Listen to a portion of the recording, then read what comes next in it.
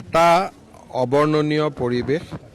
বহুত মানুহ ৰিলিফ কেম্পলৈকে আহিছে, বহুত মানুহ গাঁৱত আছে, বহুত গাঁৱলৈকে এতিয়াও চৰকাৰ বা আমাৰ যিটো ৰিলিফ এফৰ্ট এতিয়ালৈকে গৈও পোৱা নাই, কাৰণ গোটেই গাঁওখন পানীৰে আৱৰি আছে।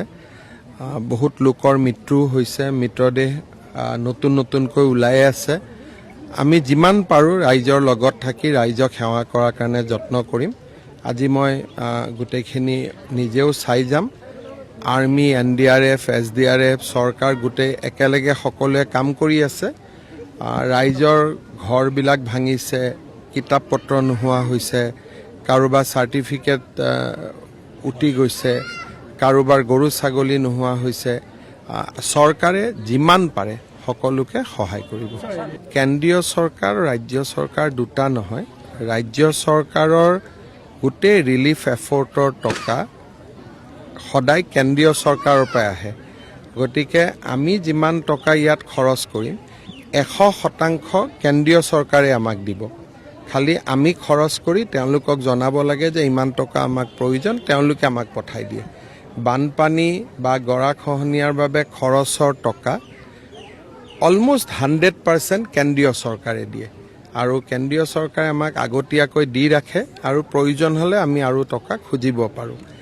তাৰ ওপৰত যদি কিবা বিশেষ পৰিৱেশ হয় যিটো কেন্দ্ৰীয় চৰকাৰৰ গাইডলাইন দি নাপায়, তেতিয়াও আমি কেন্দ্ৰীয় চৰকাৰক অতিৰিক্ত খুজিব পাৰোঁ। গতিকে সেইকাৰণে পুঁজিৰ ফালৰ পৰা কোনো অসুবিধা নহয়, আমি কৰিবও পাৰিম, আৰু প্ৰয়োজন হ'লে প্ৰধানমন্ত্ৰী ডাঙৰীয়াৰ পৰা খুজি ল'ব পাৰিম। টকাটো সমস্যা নহয়। মই যিমানখিনি অঞ্চলত যাব পাৰোঁ মই নিজেও যাম, আৰু আমিও জানো যে বহুতখিনি জেগাত মানুহ এতিয়াও আবদ্ধ হৈ আছে। গতিকে আৰ্মিয়েও চেষ্টা কৰি আছে, NDRFেও কৰি আছে। কিছুমান জেগাত কোনো প্ৰকাৰেই যাব পৰা অৱস্থাত নাই। যোৱাকালি আমি হেলিকপ্টাৰ দিও ট্ৰাই কৰিছিলোঁ। গতিকে মানে চেষ্টাৰ ক্ৰুটি কৰা নাই, কিন্তু এইটোও ঠিক যে বহুত মানুহ এতিয়াও পানীৰ মাজতে আছে। মোক এতিয়া এগৰাকী মানুহে ক'লে যে পেচেণ্ট এটা আছে, আনিব পৰা নাই, বেটাৰী ৰিক্সাতে ওপৰত উঠাই ৰাখিছে। গতিকে কষ্টৰ কোনো সীমা নাই। আমি যিমান পাৰোঁ চৰকাৰৰ পৰা চেষ্টা কৰিম। যোগাযোগ ক্লাউডটো আহে সময়ত কি নাগালেণ্ড প্ৰশাসনে আমাক লগে লগে জনাইছে ক্লাউড ব্লাষ্ট হোৱাৰ লগে লগে, কিন্তু জনালে লাভ কি আছে? যেতিয়া ইমান ডাঙৰ এটা ক্লাউড ব্লাষ্ট হৈছে, ক্লাউড ব্লাষ্ট হোৱাৰ 10 মিনিটতে তেওঁলোকে আমাক চিফ ছেক্ৰেটাৰীক জনাইছে যে আমাৰ ইয়াত ক্লাউড ব্লাষ্ট হৈছে।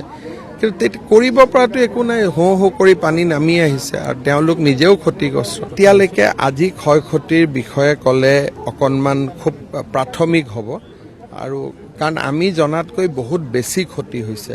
সেইকাৰণে আমি বুলেটিনটো সদায় উলিয়াই আছোঁ, কিন্তু যিটো বুলেটিনত প্ৰকাশ পাইছে সেইটো বহুত কম, তাতকৈ ক্ষতি বেছি হৈছে।